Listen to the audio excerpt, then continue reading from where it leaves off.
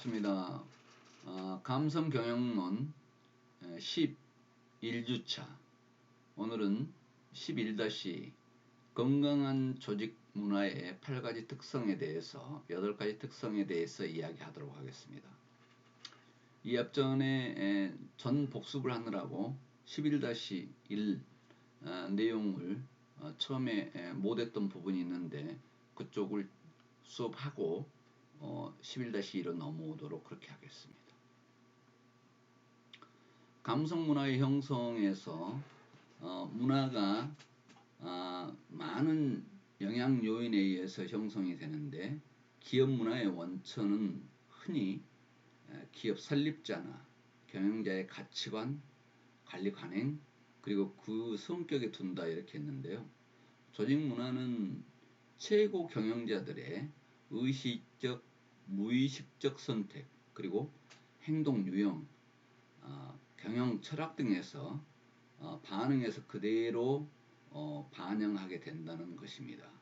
IBM사의 회장 루이스 거스너는 IBM사의 문화를 변화시키려고 시도한 방법 중 하나로 회사의 근무 복장을 통제하지 않고 자연스럽게 캐주얼 복장으로 편하게 입을 수 있도록 이완시키려 했던 부분이 있었습니다. 이런 내용들은 감성 경영에 복장에도 아주 크게 영향을 준다고 하는 부분인데요.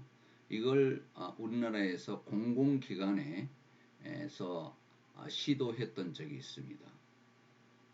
여기에서는 첫 번째, 많은 기업들이 시행하고 있긴 합니다만 공공기관에서는 어떻게 할까 하는 부분인데, 공공기관은 왠지 조금 딱딱하고 더 규정 룰에 따를 것 같다는 그런 생각이 있어서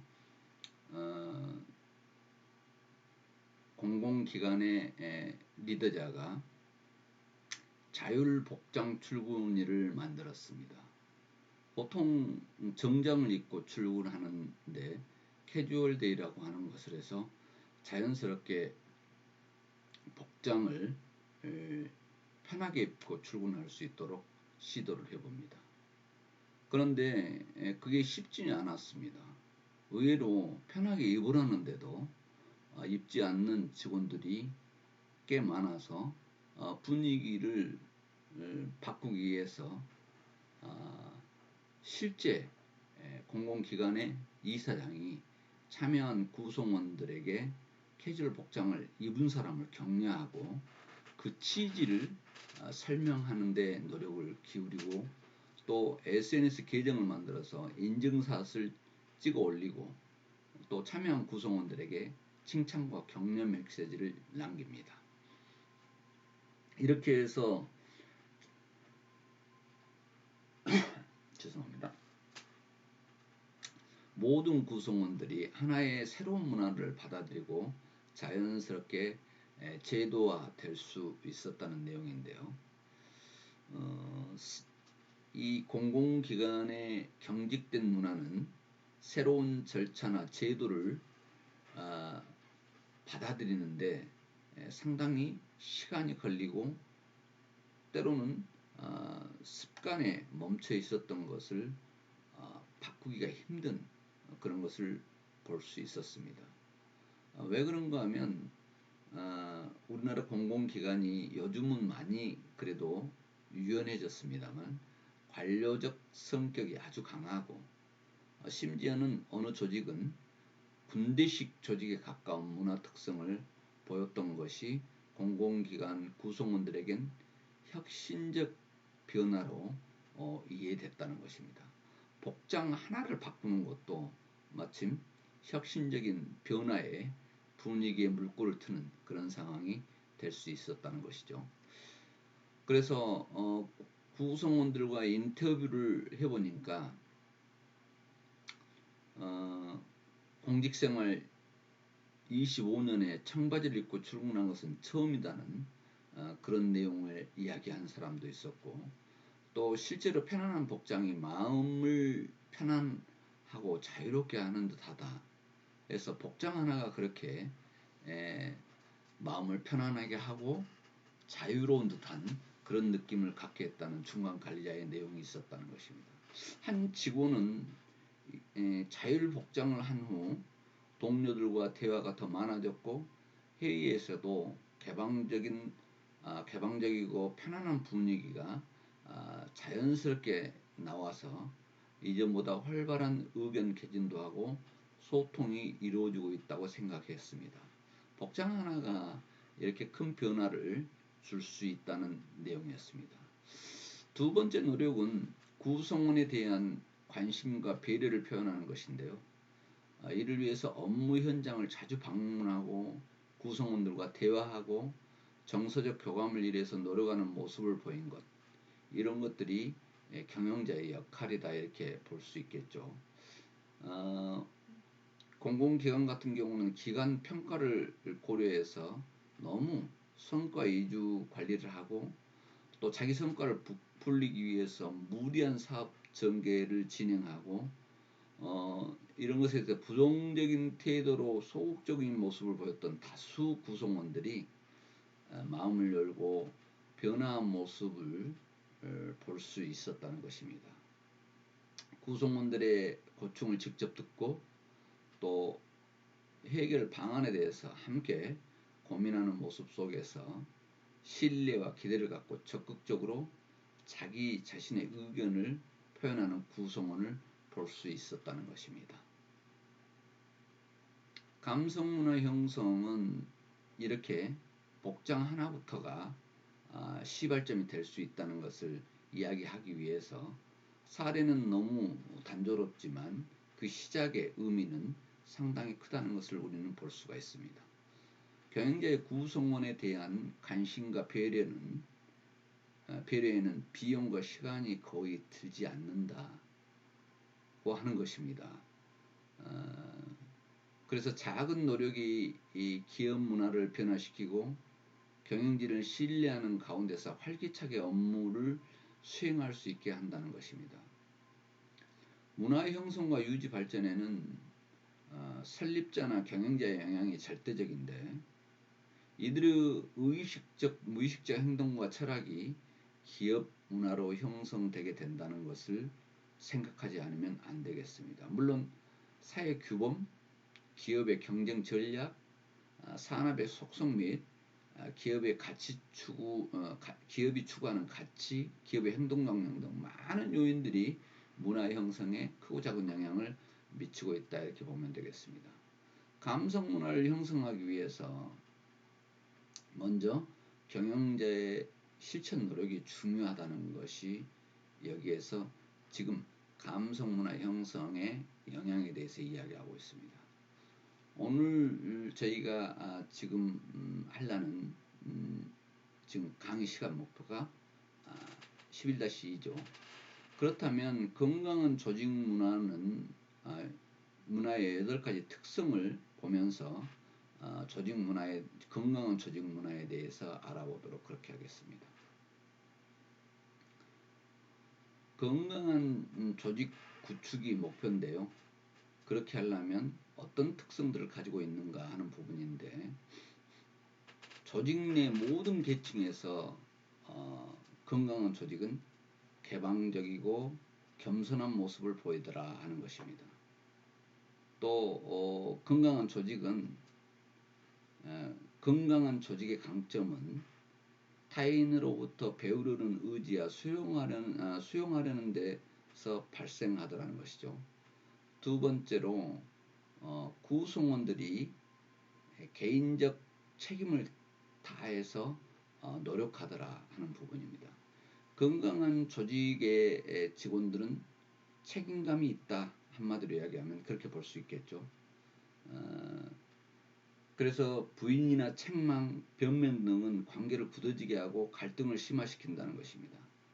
성공적인 팀은 서로 책임을 다하며 기꺼이 개인적인 책임을 받아들이더라 하는 내용입니다.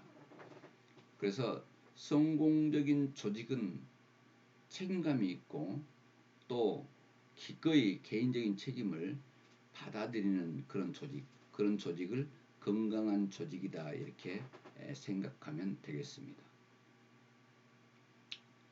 그 다음에 세 번째는 적정 범위 내에서 위험 감수에 대한 자유를 갖고 있더라 하는 부분인데요. 극단적이고 무모한 이용 감수나 지나친 통제로 억누르는 모든 어느 조직에나 위협이 될 수밖에 없다는 것입니다. 그래서 잘못하면 아주 심한 벌칙을 받거나 아니면 한직으로 뭐 인사이동이 된다든가 이런 위험이라고 생각했을 때 그 안에서 절대 새로운 아이디어가 활발히 나올 수 없다는 것입니다. 그래서 새로운 아이디어가 활발하게 나올 수 있도록 위험에 대한 자유를 줘야 된다 하는 부분입니다. 건강한 조직에는 위험 감수에 대한 자유가 있더라 하는 부분입니다. 그래야 새로운 아이디어를 내보고 모험을 해보고 도전 정신을 갖고 움직일 수 있다는 것입니다. 한마디로 이야기하면 기업가 정신이 깃들어야 된다 하는 것입니다. 여기에서 이야기한 건 기업가 정신에서 가장 높이 평가되고 있는 것은 결국은 도전 정신인데 이런 도전 정신이 나올 수 있도록 위험 감수에 대한 자유를 줘야 된다 하는 내용입니다. 또 그 다음에 올바른 일을 하는 데 있어서 몰입을 강조하는 것인데요. 어떤 일에 대해서 중점 업무 시간이 주어지듯이 주어진 일에 대해서 몰입하지 않았을 때 좋은 성과는 나올 수가 없다 하는 것입니다. 그래서 평범한 것을 하는 것은 쉬운데 조금 탁월한 것을 추구했을 때는 어려운 일이고 많은 유혹이 있을 수 있는 부분인데요. 탁월함의 추구에는 조직 내외에서 항상 감성을 불어넣는 것이 필요하다 하는 것입니다. 그래서 건강한 조직을 만들기 위해서 또 건강한 조직에는 올바른 일을 하는데 몰입을 강조하는 것, 이것이 엄청나게 중요한 내용으로 대두되고 있다 이렇게 보면 되겠습니다. 그 다음에 다섯 번째인데요. 인내할 의지, 실습으로부터의 학습 장려인데 지식 경영을 하는 데는 주로 성공했던 것만 정리해 놓은 것이 아니고 실패했던 것도 정리를 해서 그 다음에 다시 실패하지 않도록 하는 그런 내용도 있습니다만 노력했음에도 불구하고 실수에 대한 처벌은 창의성을 억누를 수밖에 없다 하는 내용인데요. 실수로부터 학습과 건강한 시도를 격려할 때 부정적인 상황에서 긍정적인 상황으로 바뀔 수 있다 이렇게 보면 되겠습니다. 그래서 이 앞전에도 한번 나왔던 내용이기도 합니다만은 부정적인 상황에서 긍정적인 상황으로 바뀔 수 있으려면 실수로부터의 학습과 건강한 시도를 격려해야만 긍정적인 상황으로 바뀔 수 있다는 것을 여기서 이야기하고 있습니다. 그 다음에 성실성과 일관성을 강조하는 내용인데요. 정직하지 않고 일관되지 않는 행동은 신뢰를 약화시킨다 하는 내용인데 조직과 개인 간의 관계에서 명확하고 투명하고 정직과 믿을 수 있는 일관된 태도가 중요하다 하는 내용을 여기에서 강조하고 있습니다.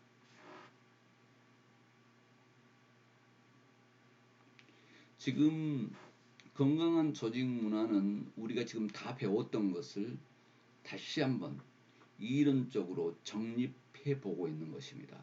다소 딱딱한 것 같기도 하지만 왜냐하면 한번 정리를 다시 한번 해주는 그런 내용으로 하고요.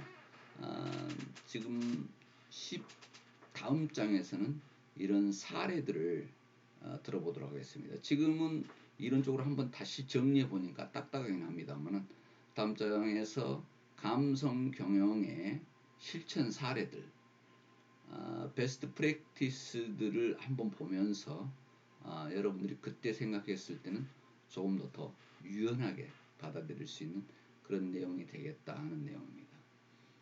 협력, 통합과 전체론적 사고를 추구하더라 하는 내용인데, 요즘 업무들은 대다수 협업이 많습니다. 서로 협력하고 통합해서 하나의 큰 덩어리의 내용을 만들어내는 내용들인데요.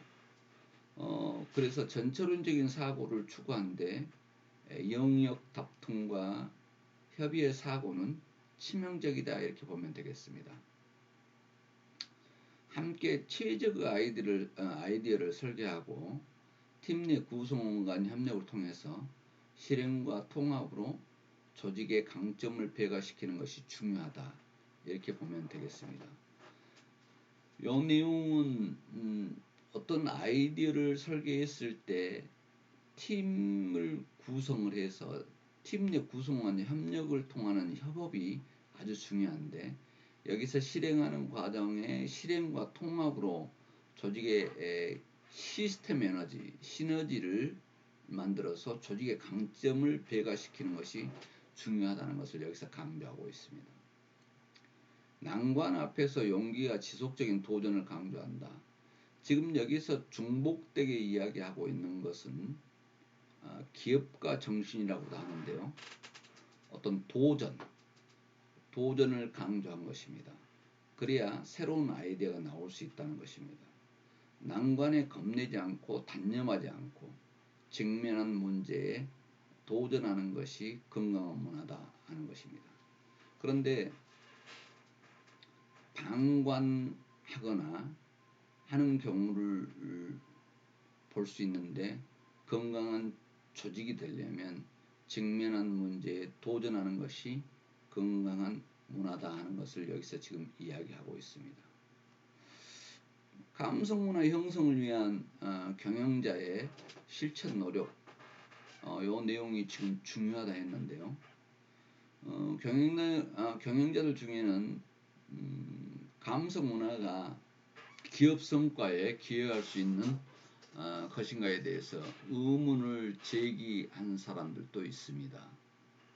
그런데 산업 현장, 학계는 물론 산업 현장 연구들은 기업의 감성 문화가 조직의 성과 향상과 구성원의 만족에 직접 긍정적인 영향을 미친다는 사실을 실증적으로 보여주고 있는 것을 보고 있습니다. 물론 그동안의 사회에서도 많이 보아왔습니다만 차후에도 그런 감성 문화, 감성 조직, 감성 경영이 어떤 성과를 거두는지 또 11-3에서 그 내용들을 자세히 살펴볼 수가 있습니다. 실제로 구성원들의 사고, 또 어떤 의사결정, 행동과 성과에 미치는 영향에 대해서도 잘 알고 있는 것으로 보이는데, 그러나 막상 어떻게 할 것인가에 대해서 다소 추상적이거나 행동이 뒤따르지 않는 생각에 머무른 경우가 많다는 것입니다. 그래서 이 앞전에 건강한 조직을 가져가기 위해서 8가지 조건에 대해서 여러분들과 이야기했습니다마는 제일 여기서 지금 중요한 것은 실천이다. 행동에 옮기는 것이라는 겁니다. 경영자나 리더가 감성 문화 형성에 실천하고 행동해야 된다는 것입니다. 생각에 머물러서는 안 된다는 것을 강조하는 것이죠. 그런데 일부 기업들은 감성 문화 형성, 감성 조직 이렇게 주장하면서 마침 이것을 형식적인 이벤트를 통해서 감성 조직으로 변화했다고 이렇게 생각을 하거나, 아니면 마침 우리 기업은 감성 경영을 한다 해서 기업의 홍보 수단으로 활용하는 데 그치고 있는 기업이 많다는 것입니다. 감성 문화를 형성하고 감성 경영을 실천하는 것은 경영자의 의지와 작은 노력만으로도 가능함에도 불구하고 마침 이벤트성으로 기업 홍보 수단으로 감성 경영을 하고 있다, 이렇게 하고 있다는 것입니다. 그러나 감성 경영은 우리가 중복되게 이야기했습니다마는 비용이 의외로 많이 들지 않고도 이룰 수 있는 내용이다, 이렇게 보면 되겠습니다. 그래서 경영자 자신의 감성에 대한 이해와 활용만으로도 조직을 변화할 수 있다는 것입니다. 예를 들자면 직원들한테 칭찬의 전화 하나도 감성 경영에 포함된다. 그래서 돈을 많이 들이지 않고도 할 수 있는 내용이다 하는 부분입니다. 또 경영자가 업무 분위기에 쉽게 전염된 분위기가 미치는 효과를 경영자는 알고 있어야 된다. 그래서 더 긍정적이고 활기찬 업무 분위기를 만들고 성과를 높이기 위해 의식적으로 자신의 감성을 활용해서 변화를 유발할 수 있는 그런 노력이 있어야만 감성 경영의 결실을 거둘 수 있다 하는 내용을 여기서 지금 이야기하고 있습니다. 또 자신의 감정을 긍정적으로 관리하고 표현하는 것이 중요한데요. 구성원들은 항상 경영자의 말과 행동을 지켜보고 있다는 것을 알고 있어야 됩니다. 그 말과 행동이 구성원에게 큰 영향을 미친다, 이렇게 보면 되겠습니다. 경영자의 긍정적인 감성은 구성원의 태도, 창의성, 직무 성과를 높이는데 아주 큰 영향을 준다. 그래서 조직 내부에 쉽게 전염될 수 있다는 것입니다.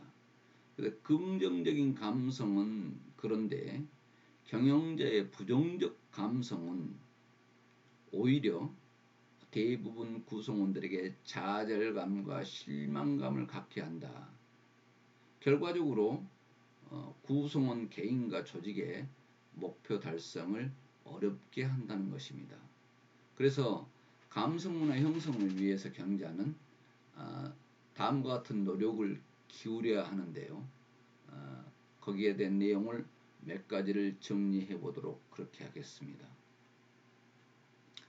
자신의 감성을 정확히 인식해야 된다는 것입니다.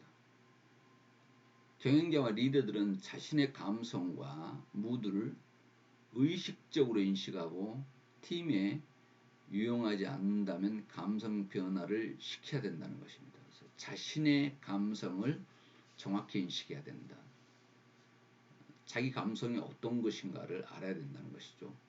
그 다음에 긍정적 감성의 확산을 위해서 비언어적 커뮤니케이션을 활용해야 된다 하는 부분인데요.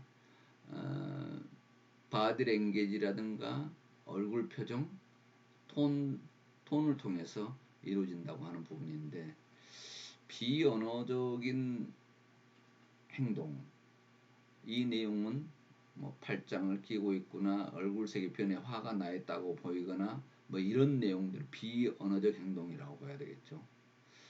또 중요한 것은 눈맞춤, 이런 것들도 굉장히 중요하다 하는 부분입니다.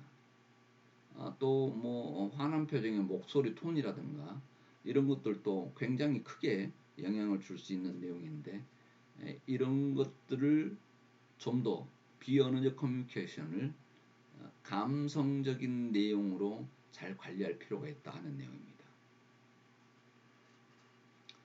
그 다음에 조직 구성원과 아이 컨택트인데요. 눈맞춤을 해야 된다.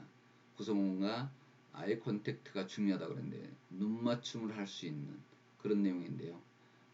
긍정적인 감성을 전파하기 위해서 구성원들과의 아이 컨택트, 눈맞춤은 구성원들이 경영자의 리더십의 감성을 더 빨리 이야기한다 하는 부분입니다. 부정적 감성을 가진 구성원의 태도와 변화를 유도해야 되는데요. 부정적인 팀 구성원에 대한 적극적인 대응이 필요하다. 그래서 부정적인 감성이 다른 데로 전염되지 않도록 노력해야 된다 하는 내용을 여기서 이야기하고 있습니다. 그런 부정적인 팀 구성원은 본인이 얼마나 부정적인지 또 어떻게 그들의 부정적인 감상이 팀에 영향을 미치는지 모르는 경우가 있습니다. 늘 부정적인 사람이죠. 이런 구성원에 대해서도 변화를 유도할 수 있어야 된다 하는 내용입니다. 그 다음에 조직 내 하위 부서, 팀 단위에서 긍정적인 감성 문화를 형성해야 된다고 하는 부분입니다만 요 내용은 또 11-3에서 오늘 지금 11-3에서 못했던 내용을 연장해 가도록 하겠습니다. 여러분과 약속된 시간이기 때문에 11-2 내용 수업을 여기서 마치고 11-3에서 그 전에 못했던 내용을 연결해 가도록 그렇게 하겠습니다. 여러분 수고 많았습니다.